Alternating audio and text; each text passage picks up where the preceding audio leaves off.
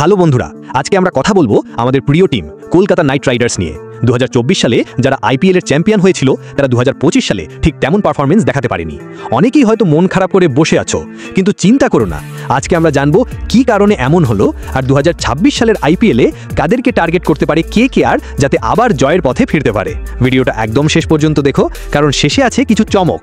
2025 সালে কেকেআর শুরু করেছিল চ্যাম্পিয়ন হিসাবে, কিন্তু শেষ করলো পয়েন্ট টেবিলের 8 নম্বরে। 12টা ম্যাচের মধ্যে জিতেছে মাত্র 5টা আর হেরেছে 7টা। নতুন ক্যাপ্টেনের নেতৃত্বে টিমটা ঠিক আগের মতো খেলতে পারেনি।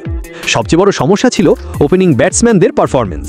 কুইন্টন ডি কক দ্বিতীয় ম্যাচে রাজস্থান রয়্যালসের বিরুদ্ধে 97 রান করে জিতিয়েছিল, কিন্তু তারপর আর কিছু করতে পারেনি। রহমানুল্লাহ গুরবাজও সুযোগ পেয়েছিল, কিন্তু ভালো খেলতে পারেনি। সুনীল নারিন কিছুটা ভালো খেলেছে, 12 ম্যাচে 246 রান, স্ট্রাইক রেট 170-এর উপরে, কিন্তু ওর পারফরমেন্সও ছিল অনিয়মিত। অনেকেই বলছে কেকেআর হয়তো ফিল সল্টকে মিস করেছে। 2024 সালে ও ছিল কেকেআরের জয়ের অন্যতম কারণ। সুনীল নারিনের সঙ্গে ওর জোটে ছিল দুর্দান্ত। মানে কেকেআর কি ভাবছে 2026 সালের জন্য? 2026 সালের আইপিএল নিলামে কেকেআর চাইবে এমন একজন ব্যাটসম্যান যে ওপেনিংয়ে নিয়মিত রান করতে পারবে। চলো দেখে নি কারা হতে পারে সেই সম্ভাব্য খেলোয়াড়।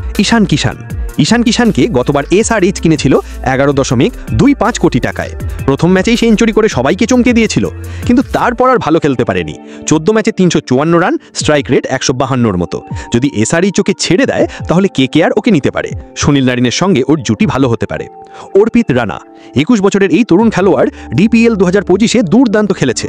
ইস্ট দিল্লি রাইডার্সের হয়ে 11 ম্যাচে 495 রান, গড় 55, স্ট্রাইক রেট 146-এর বেশি।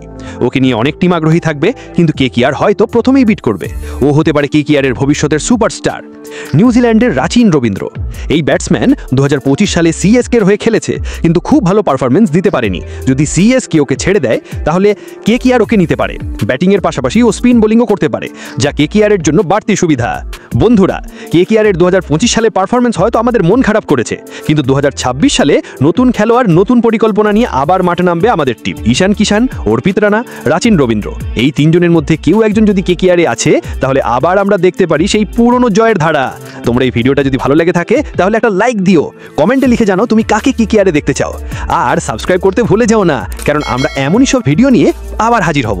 ধন্যবাদ সবাইকে, দেখা হবে পরের ভিডিওতে।